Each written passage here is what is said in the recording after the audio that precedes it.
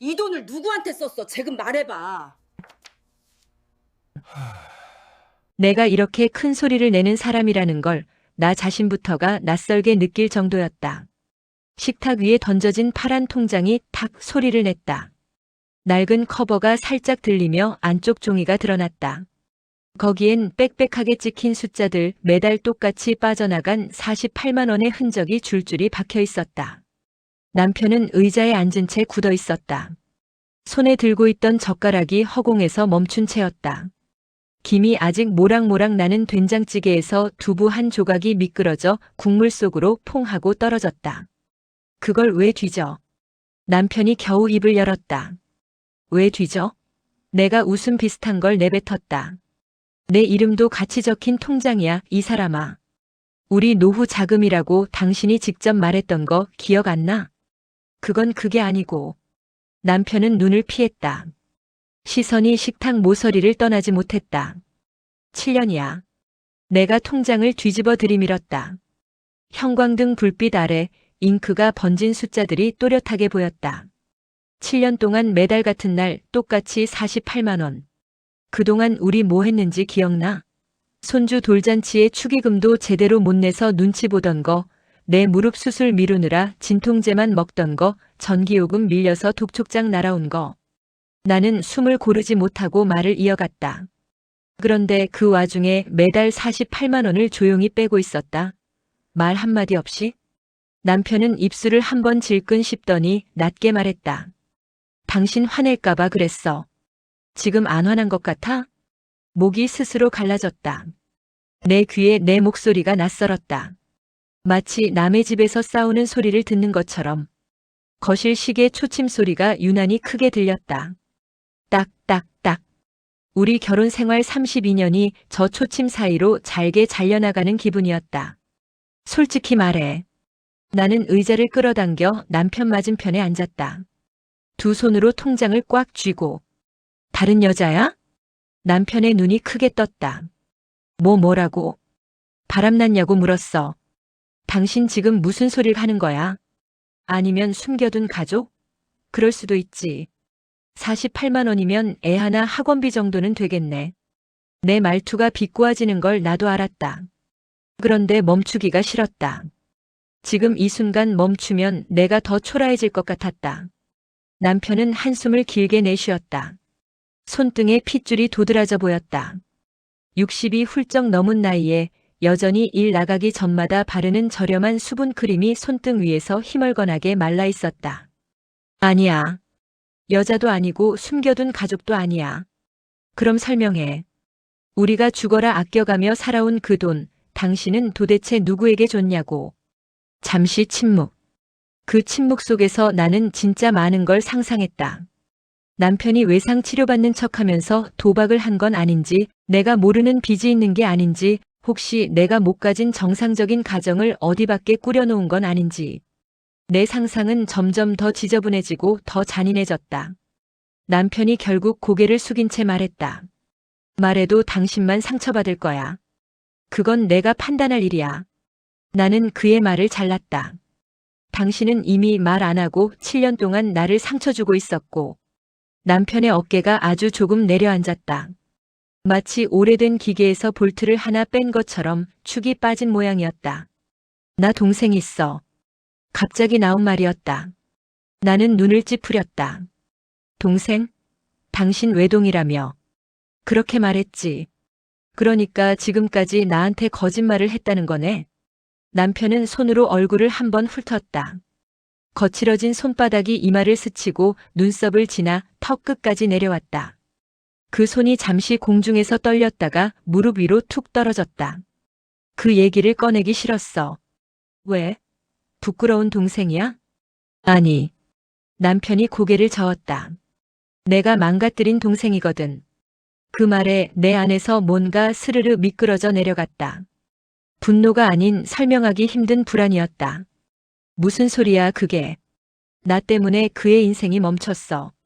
20살 때. 남편은 떨리는 목소리로 말했다. 그래서 내가 평생 책임져야 한다고 생각했어. 그것도 나 혼자. 나는 통장을 내려다보았다. 이미 알고 있는 숫자들이었다. 하지만 그 숫자들이 이제는 다른 얼굴을 하고 나를 쳐다보는 것 같았다. 48만 원. 7년. 84개월. 그럼 지금까지 약 4,032만 원. 내 머릿속에서 숫자가 둔탁하게 굴러다녔다. 그 돈이면 나 무릎 수술 2번은 하고도 남았을 거다. 겨울만 되면 쪼들리던 난방비 걱정도 덜었을 거고 손주들 새 옷 사줄 때 계산기 두드리며 망설이지 않아도 됐을 거다. 그래서 이 돈이 다 그 동생한테 간 거야? 내가 물었다. 남편은 대답 대신 아주 미세하게 고개를 끄덕였다. 나는 머릿속이 하얘지는 걸 느꼈다. 하지만 그 하얀색 속에서 또렷한 한 가지 감정이 떠올랐다. 그래도 이건 아니지. 남편이 내 쪽을 바라보았다. 눈 밑에 주름이 한 겹 더 깊어져 있었다.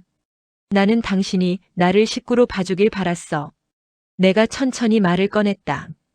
기쁜 일, 힘든 일, 부끄러운 일 다 같이 나누는 사람으로. 근데 당신은 제일 깊은 상처를 나한텐 숨기고 혼자 끌어안고 우리 통장에서 조용히 돈만 빼갔네. 나는 통장을 접어들었다. 손이 덜덜 떨렸다. 오늘까지만 묻고 더는 못 넘어가. 그 동생 어디 있어? 남편은 잠시 입술을 달싹거리다가 겨우 한마디를 꺼냈다. 요양센터. 그 한 단어가 식탁 위 공기를 완전히 바꿔놓았다. 된장찌개에 김이 서서히 사라졌고 식탁 위 반찬들이 색을 잃은 듯 했다. 나는 느꼈다. 이제 우리 집의 시간은 전과 후로 나뉘게 될 거라는 걸. 그날 밤 우리는 더 이상 아무 말도 하지 않았다. 남편은 TV를 켜놓고 채널만 멍하니 돌렸다. 뉴스 앵커가 무슨 말을 하는지, 예능에서 사람들이 왜 웃는지 둘 다 아무도 이해하지 못하는 것처럼. 나는 안방에 들어와 문을 닫았다. 불을 켜지 않았다. 창문 틈으로 들어오는 가로등 불빛이 방 안을 희미하게 비추고 있었다. 베개 옆에 통장을 놓고 나는 그걸 한참 쳐다봤다. 7년. 7년 전이면 내가 처음 무릎이 아프다고 느끼던 때였다. 마트에서 장을 보고 나오다가 턱 하나를 못 넘어서 크게 넘어졌던 날. 그때 무릎이 부어올라 한동안 절뚝거리며 다녔고 남편은 내게 말했다. 병원부터 가보자. 큰일 나기 전에.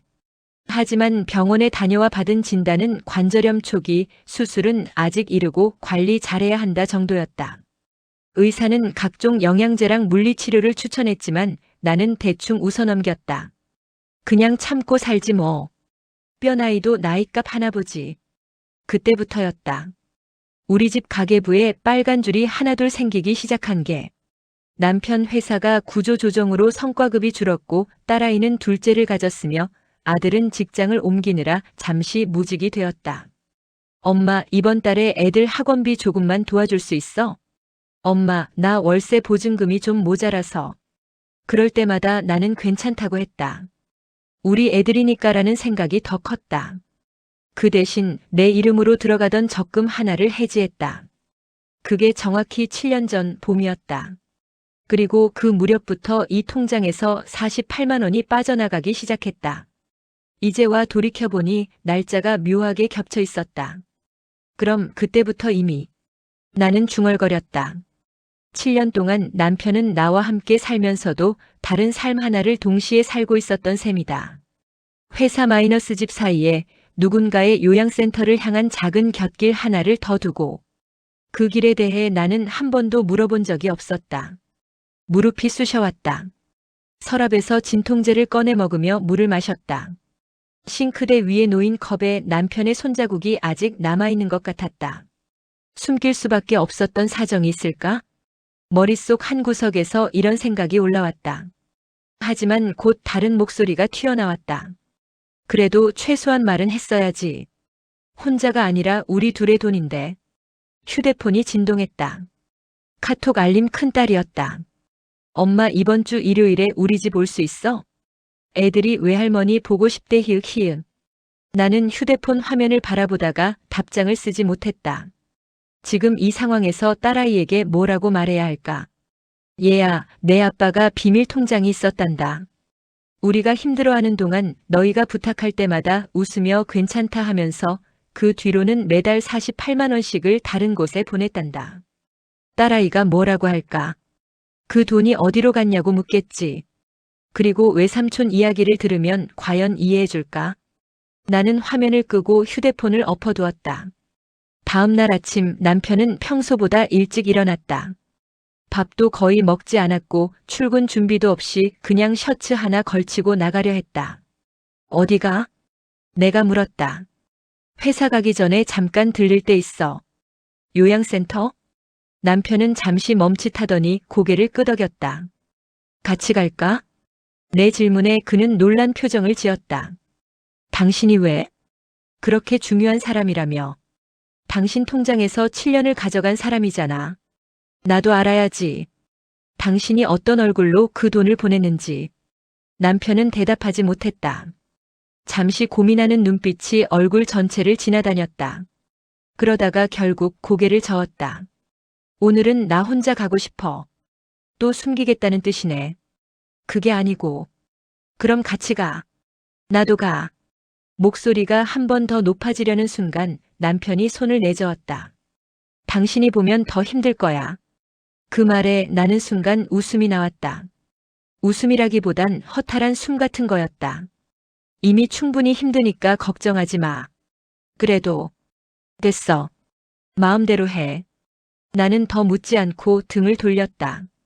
남편은 잠시 거실에 서 있다가 조용히 현관문을 열고 나갔다. 문이 닫히는 소리가 났을 때 이상하게도 집이 더 낯설어 보였다. 30년 넘게 살아온 이 집에서 나는 처음으로 손님이 된 기분이었다. 그날 오후 나는 결심을 했다. 직접 가보자. 남편이 말해주지 않아도 주소만 알면 갈 수 있다. 나는 다시 남편의 서랍을 뒤졌다. 원래라면 하지 않았을 행동이었다. 하지만 원래의 나는 어제 식탁 위에서 끝난 것 같았다. 서류들 사이에서 건강검진 결과지가 나왔다. 체중, 혈압, 콜레스테롤 수치가 적힌 종이 뒤로 한 장의 영수증이 끼어 있었다. 서울 구로 12-3 요양센터. 나는 주소를 소리내 읽었다. 순간 가슴이 덜컥 내려앉는 기분이 들었다. 내가 사는 동네에서 버스로 2번만 갈아타면 되는 거리였다. 이렇게 가까운 데 있었는데 나는 7년 동안 한 번도 몰랐다. 그 사실이 더 서늘했다. 저녁이 되어 남편은 돌아왔지만 우리는 서로를 거의 보지 않았다. 밥상에 마주 앉았지만 눈은 어디선가 허공을 향해 있었다. TV에서 나오는 드라마 소리가 우리 사이를 애써 메우고 있었다. 내일은 시간 있어? 식사를 마치고 설거지를 하다가 내가 먼저 물었다. 왜?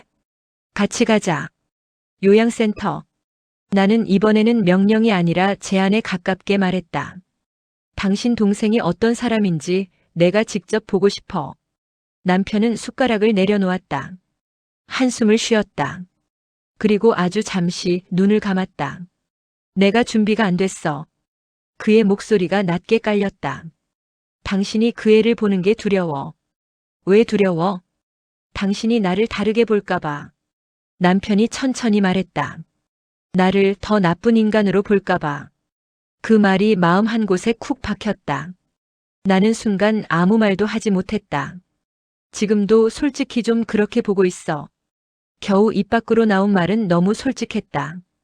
근데 그래서 더 알고 싶어. 진짜로 나쁜 건지 아니면 내가 잘못 화내고 있는 건지. 남편은 대답하지 않았다. 대신 숟가락을 물에 툭 담가두고 그냥 방으로 들어가 버렸다. 그날 밤 나는 쉽게 잠들 수 없었다. 천장에 비친 가로등 불빛이 옅은 사각형으로 방 안을 덮고 있었다. 남편의 숨소리가 옆에서 일정한 리듬으로 들려왔다. 우리는 같은 침대 위에 나란히 누워 있었지만 그 어느 때보다도 멀었다. 동생이 있었다고? 결혼하고 나서 시댁 이야기를 들은 건 손에 꼽았다. 시어머니는 내가 결혼하고 3년 만에 돌아가셨다. 시댁은 원래도 가난했기에 제사조차 조용히 지냈다. 어릴 때는 힘들게 살았지 뭐. 남편이 술 한 잔 마실 때 가끔 꺼내던 이야기는 그게 전부였다. 아버지는 술만 마시면 손이 올라가던 사람이었고 어머니는 조용히 참기만 하는 사람이었고 그래서 그는 빨리 집을 나가고 싶었다고. 하지만 그 이야기 속에 동생은 한 번도 등장하지 않았다. 그럼 그 동생은 언제부터 지워진 걸까?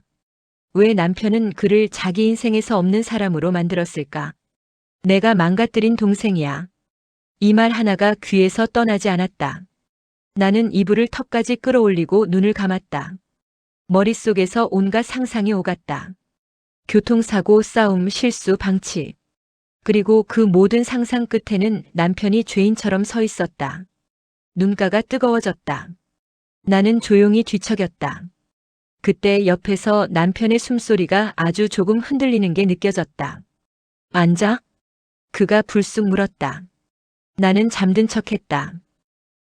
대답 대신 숨을 고르게 만들었다. 미안하다. 어둠 속에서 남편의 목소리가 아주 작게 들려왔다. 7년 동안 나 혼자 잘못된 방법으로 버티고 있었던 것 같다. 그 말에 가슴이 철렁 내려앉았다. 나는 눈을 감은 채 대답하지 못했다. 그날 밤 우리는 서로를 향해 단 한 걸음도 움직이지 못한 채 각자 자기 생각 속에 더 깊게 빠져들어갔다. 그리고 나는 알았다. 이제 뭔가 하나는 반드시 바뀌어야 한다는 걸. 사흘 뒤 결국 나는 혼자 요양센터에 가기로 결심했다.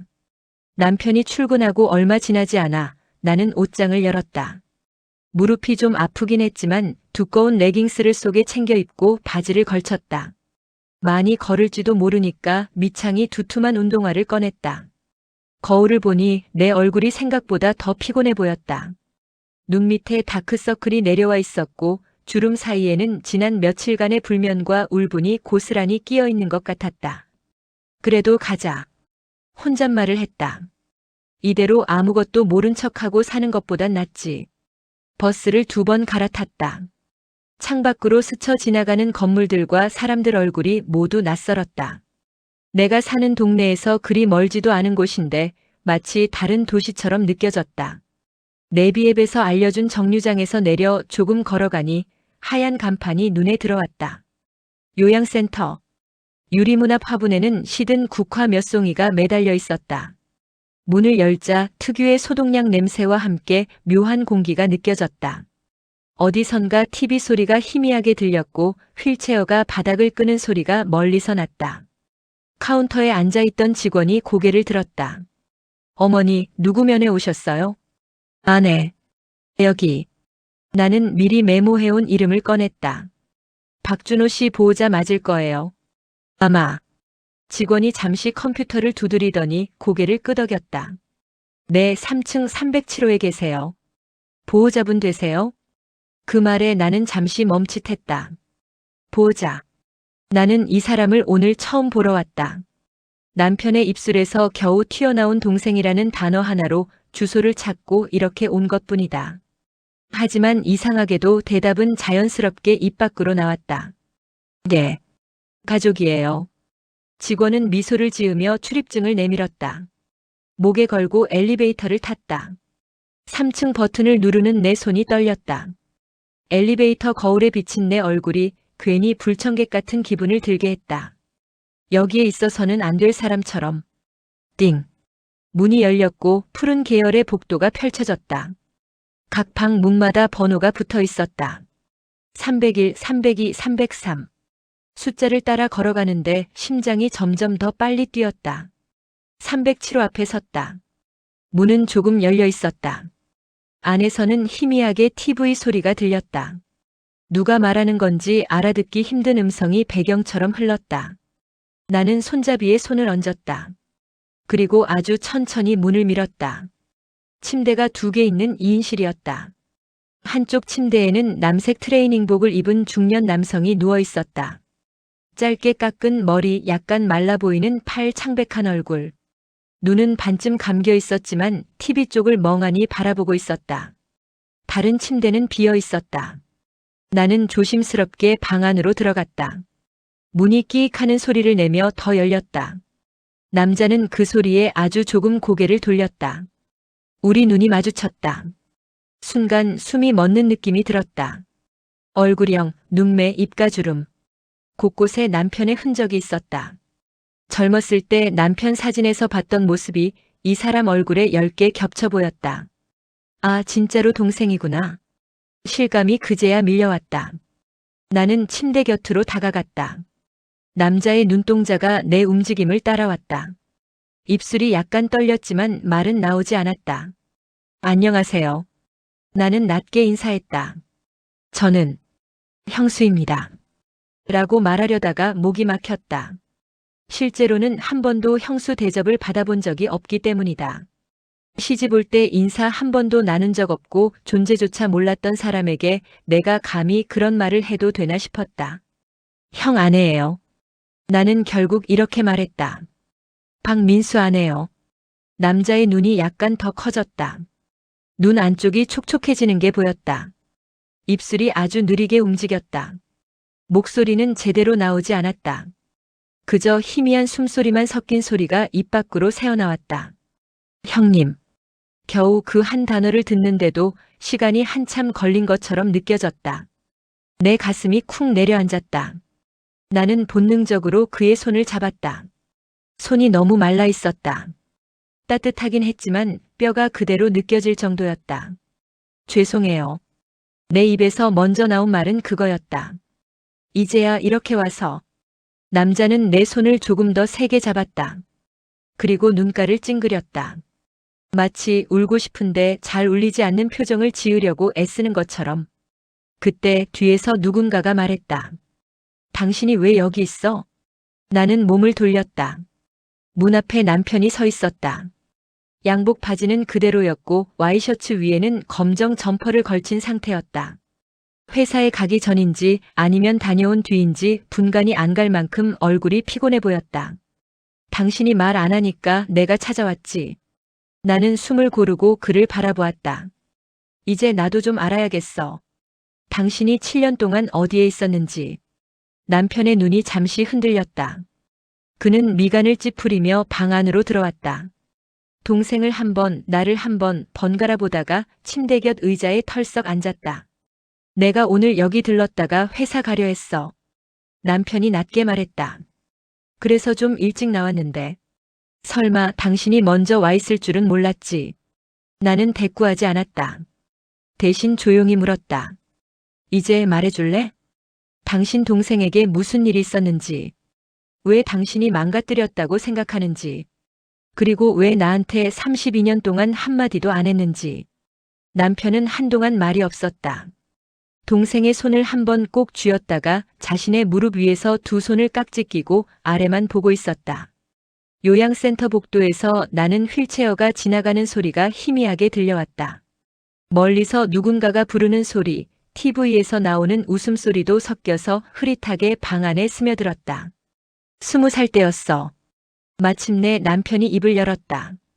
그때 이 애는 고등학교 막 졸업하고 공장에 다니고 있었고 나는 군대 다녀와서 막 공사판 일 시작했을 때 남편의 목소리는 먼 기억 속으로 천천히 가라앉아 들어가는 것 같았다. 아버지는 그때도 술만 마시면. 그는 말을 멈췄다. 동생의 손등에 시선을 잠시 놓고 다시 말을 이었다. 아버지가 준호를 많이 때렸어. 이유도 없이. 엄마는 말리다가 같이 맞고. 나는 그게 너무 싫었지. 나는 조용히 그의 이야기를 들었다. 남편이 어린 시절 이야기를 이렇게 길게 하는 건 결혼하고 처음이었다. 어느 날 아버지가 또 술에 취해서 난리를 피우고 있었어. 준호가 퇴근하고 들어오자마자 신발도 못 벗게 하고 멱살을 잡더라. 돈은 제대로 벌어오냐, 회사에서 사고 치는 거 아니냐 하면서. 남편의 목소리가 조금 거칠어졌다. 그날따라 나도 머릿속이 하얘졌나 봐. 공사판에서 하도 욕먹고 돈도 제대로 못 받고 온몸이 쑤시고 그런 상태로 집에 왔는데 눈앞에서 아버지가 준호를 발로 차는 걸 보니까 그 순간 미쳤던 것 같아. 그가 조용히 웃음 비슷한 걸 내뱉었다. 하지만 그 웃음에는 아무 유머도 없었다. 내가 아버지를 밀었어. 그냥 그만해요. 하면서 세게 밀었어. 아버지가 뒤로 넘어가면서 거실에 있던 작은 장식장에 머리를 세게 부딪혔지. 나는 숨을 죽였다. 피가 많이 났고 엄마는 소리 지르고 준호는 멍하니 서 있고. 그날 밤 아버지는 병원에서 수술을 받았지만 끝내 못 깨어나셨지. 남편의 목소리가 아주 낮아졌다.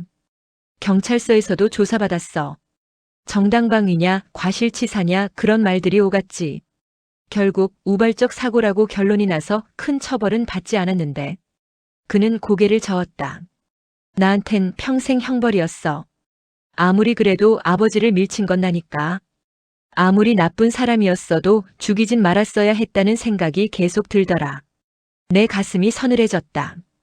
이야기는 여기서 끝나지 않을 것 같았다. 장례 치르고 우리 집은 완전히 무너졌어. 엄마는 말수가 거의 없어졌고 준호는 그때부터 밤마다 잠을 제대로 못 잤어. 자꾸 자책하더라고. 내가 조금만 참았으면 형이 아버지를 안 밀었을 거다라고. 남편이 동생의 얼굴을 한번 바라보았다. 그 눈빛에는 오랜 세월의 죄책감이 고스란히 묻어 있었다. 어느 날 준호가 야간 근무 마치고 오다가 큰 길을 건너려다가 사고를 당했어. 트럭이었어. 치명적인 건 아니었는데 머리를 크게 다쳤지. 수술은 했지만 후유증이 남았어.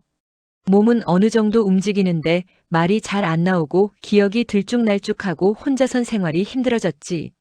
나는 옆에 누워있는 준호 씨를 다시 바라보았다. 그는 우리 이야기를 듣고 있는 듯 했다. 눈을 감았다가 뜨기를 반복했다. 나는 그 사고도 내 탓 같았어. 남편이 말했다. 아버지를 내가 죽게 만들었으니까 그 벌을 나 대신 준호가 받는 것 같았어. 그래서 도망쳤어.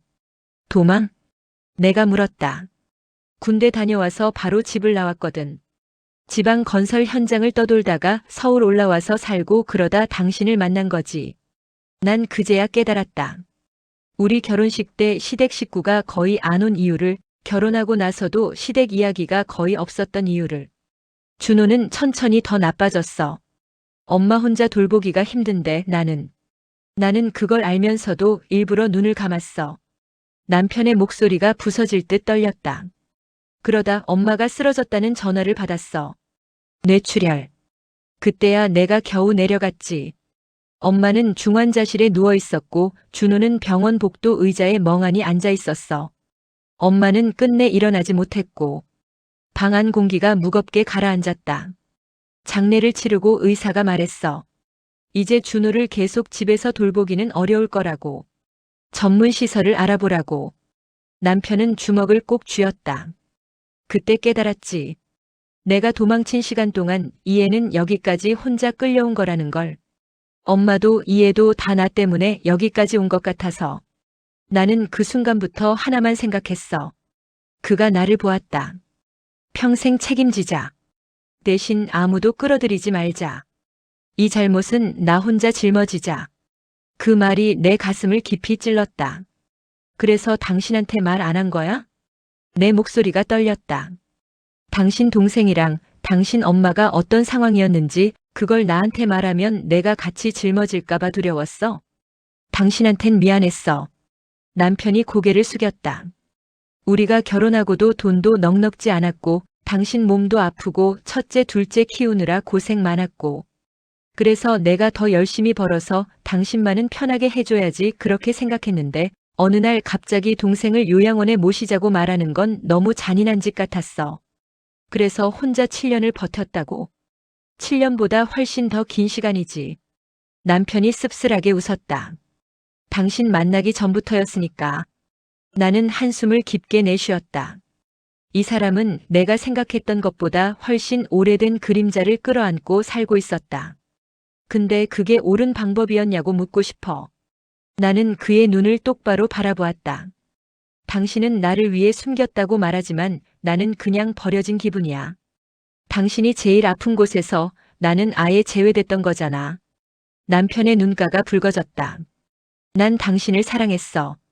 그는 겨우 그 말을 꺼냈다. 그래서 당신까지 이 지옥에 끌고 들어오고 싶지 않았어. 나 하나만 늪에 빠져 있으면 된다고 생각했어. 하지만 우리는 부부야. 내 목소리가 떨렸다. 부부는 같이 늪에 빠지는 거야. 같이 허우적거리고 같이 빠져나오는 거야. 당신 혼자 빠지면 난 그냥 구경만 하는 사람이 되는 거잖아. 동생 준호 씨가 우리 둘을 번갈아 보았다. 그의 눈에 눈물이 맺혀 있었다. 준호 씨. 나는 조심스럽게 그의 이름을 불렀다. 오빠 아니 형님이라고 불러야겠죠. 제가 너무 늦게 와서 죄송해요. 그의 입술이 떨렸다. 아니에요. 누구보다 느린 속도로 그러나 분명하게 발음된 단어였다. 나는 그 말을 듣는 순간 눈물이 왈칵 쏟아졌다. 남편이 아니라 이 사람이 나를 먼저 위로하고 있었다. 앞으로는 제가 자주 올게요. 나는 눈물을 훔치며 말했다. 이 사람 혼자 안 보내고 우리 같이 올게요. 그러니까 우리 둘 다 조금만 더 버텨줘요. 남편이 놀란 눈으로 나를 바라보았다. 당신. 그의 목소리가 떨렸다. 나도 가족이라고 생각해도 돼요? 나는 동생에게 물었다. 이제라도 그럴 수 있을까요? 준호 씨가 아주 천천히 고개를 끄덕였다. 눈물이 볼을 타고 흘러내렸다. 그 순간 난 느꼈다. 지난 7년 동안 우리 사이에 내려져 있던 커다란 장막이 조금은 거칠게, 조금은 울퉁불퉁하게나마 찢어지고 있다는 걸. 요양센터에서 나오니 바람이 차가웠다. 봄이 막 끝나가는 길목이라 그런지 햇볕은 따뜻한데 그림자 속 공기는 서늘했다. 남편과 나는 말없이 도로를 따라 걸었다. 버스 정류장까지는 꽤 거리가 있었지만 둘 다 일부러 천천히 걷고 있는 것 같았다. 무릎 괜찮아? 남편이 먼저 물었다. 조금 아파. 나는 솔직하게 말했다. 근데 오늘 안 갔으면 더 아팠을 거야. 마음이. 남편이 짧게 숨을 들이켰다. 나 화낼 줄 알았어. 그가 말했다. 동생을 봐도 더 화가 날 거라고. 왜 나한테 숨겼냐? 왜 혼자만 의인인 척하냐고 쏟아낼 줄 알았어. 처음엔 그럴 생각이었지. 나는 쓴웃음을 지었다. 근데 막상 보니까 그 사람은 이미 충분히 벌 받고 있더라. 당신도 그렇고. 남편이 멈춰서서 나를 바라보았다. 난 벌 받아야 맞는 사람이야. 그는 고집스럽게 말했다. 도망쳤고 숨겼고 거짓말했고 지금도 당신처럼 늙어가는 아내에게 무릎 수술 하나 제대로 못 시켜주고 있고. 그래도 당신 나 버리진 않았잖아. 내가 고개를 저었다. 돈은 숨겼어도 사람을 숨기지는 않았어. 최소한 오늘은 나를 그 요양센터에 데려오는 걸 막지 않았잖아. 남편은 말이 없었다. 그렇지만 눈빛이 아주 조금 부드러워지는 게 보였다. 그리고 나는 말했다. 우리 노후 자금 사실 그 정도로 여유 있는 것도 아니야. 이제 와서 계산기 두드려봐야 7년 동안 나간 돈이 돌아오는 것도 아니고. 그래서 더 미안해. 그러니까 그 돈이 어디로 갔는지 이제는 정확히 아는 게 더 낫다는 얘기야. 나는 천천히 걸음을 옮기며 말했다. 모르는 돈보다 이유가 있는 돈이 나아. 그래야 우리가 어떻게 살아왔는지라도 이해할 수 있잖아. 버스 정류장에 도착하니 마침 버스가 들어오고 있었다. 우리는 나란히 타서 중간쯤 자리에 앉았다. 창밖으로 지나가는 건물들을 보며 남편이 조심스럽게 입을 열었다. 앞으로 어떻게 하고 싶은지 말해줘. 뭘? 동생 문제, 돈 문제, 우리 노후 문제. 나는 그동안 내 마음대로만 결정했으니까. 이제는 당신 의견이 먼저야. 나는 잠시 생각했다. 버스 안에서 울리는 안내방송이 우리 위로 흘러갔다. 첫째, 내가 손가락을 하나 세웠다. 이제부터 당신 돈, 내 돈 나누지 말고 진짜로 우리 돈이라고 생각해. 숨기지 말고 모르는 통장 만들지 말고. 그게 싫으면 나도 몰래 통장 하나 만들 거야. 남편이 작게 웃었다. 그건 싫다. 그럼 행동으로 보여줘. 나는 눈을 마주쳤다. 둘째, 동생 문제. 매달 48만 원 솔직히 말하면 우리한테 부담이 큰 건 사실이야. 근데 아까 보니까 그 돈을 줄인다고 해서 갑자기 사람 돌보는 서비스 품질이 확 떨어지진 않을 것 같더라. 센터랑 상담해서 현실적으로 줄일 수 있는 만큼 줄이자. 그 대신 우리가 더 자주 가. 남편이 놀란 눈으로 나를 봤다. 당신 줄이자고 말할 줄 몰랐어. 이제 우리도 60 넘었어. 나는 담담히 말했다. 당신도 곧 은퇴할 거고 나도 계속 건강이 좋을 수는 없고. 동생을 책임지겠다는 마음은 알겠지만 우리 둘이 쓰러지면 그때는 누가 동생을 봐줘? 그러니까 평생 책임지자는 말은 이젠 둘이서 현실적으로 할 수 있는 만큼으로 바꾸자. 현실적으로. 남편이 그 말을 되뇌었다.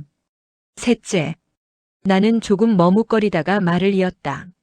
무릎 수술, 이제 진짜로 날짜 잡자. 앞으로 요양원 다니려면 계단도 오르내려야 하고 버스도 타야 하는데 이 무릎으로는 오래 못 가. 당신 동생 돌보는데도 결국 내 몸이 필요해. 남편의 눈이 또 붉어졌다. 나 당신 몸 생각해서 숨겼다고 말했는데. 그가 낮게 중얼거렸다. 결국 숨기는 바람에 더 망가뜨렸네. 그러니까 이참에 고치자고. 나는 웃음을 떡 지어 보였다. 당신도 숨기느라 고생 많이 했고, 나도 모르는 척 버티느라 고생 많이 했고. 이제 우리 서로 아픈 거 숨기지 말고 함께 고치는 걸로 하자. 버스가 우리 동네 정류장에 도착했다.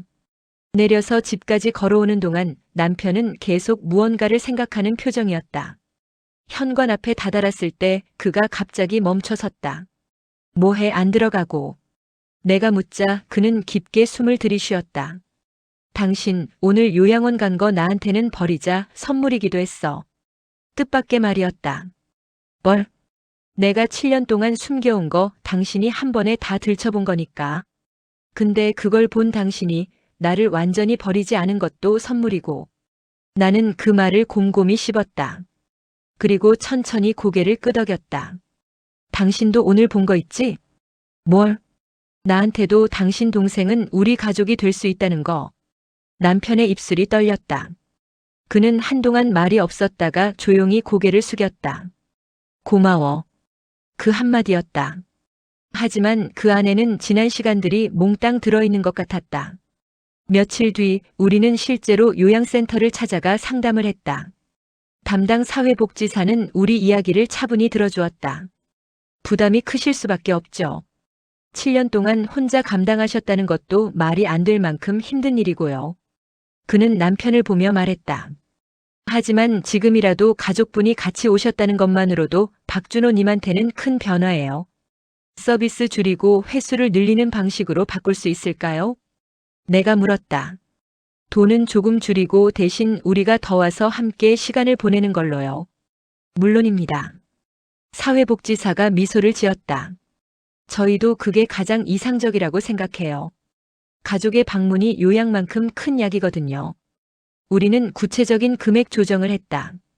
매달 48만 원이던 비용을 32만 원으로 줄이고 대신 주 1회 방문을 주 2회로 늘리는 조건이었다. 센터를 나오면서 남편이 말했다. 당신 없었으면 나 혼자서는 이런 생각도 못했을 거야.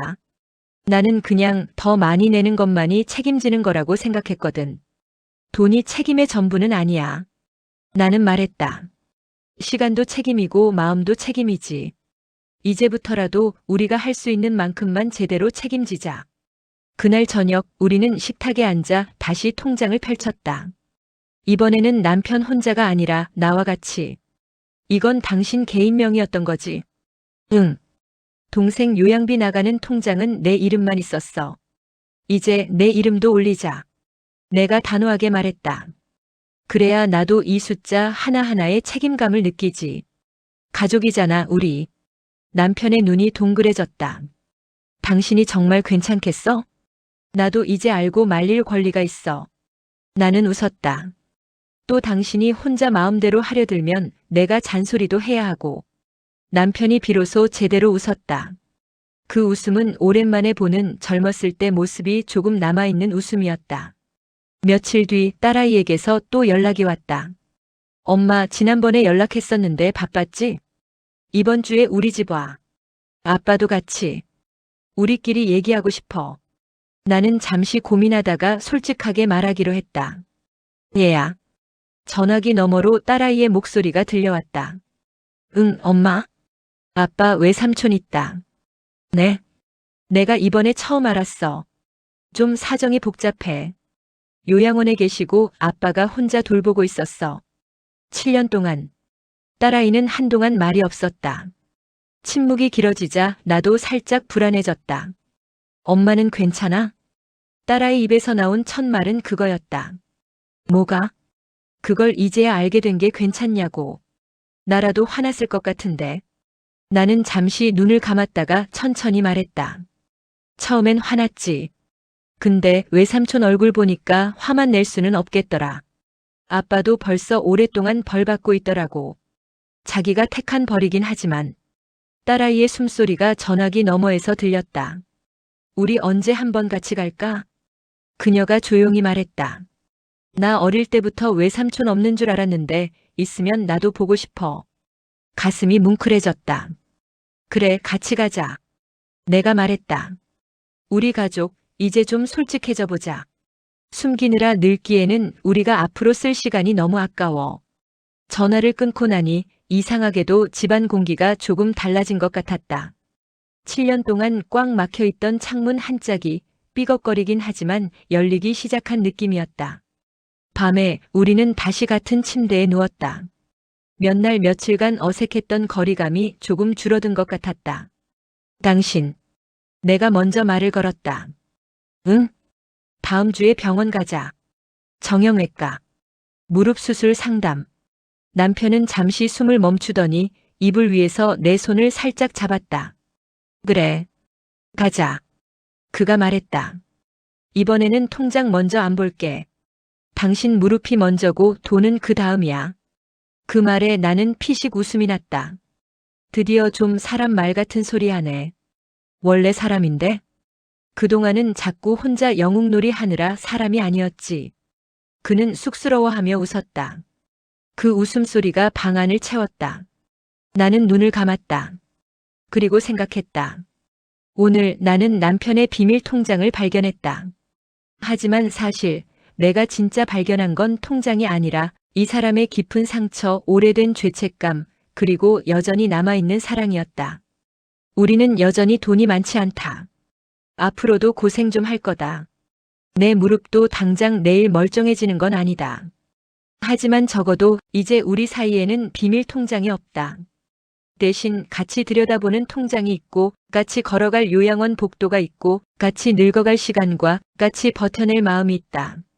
나는 남편 손을 조금 더 꼭 잡았다. 당신 알지? 뭘? 이제 또 비밀 만들면 그땐 진짜 가만 안 둘 거라는 거. 남편이 크게 웃었다. 알았어. 이제 내 비밀은 당신이 제일 먼저 알게 될 거야. 그 말이 이상하게 든든하게 느껴졌다.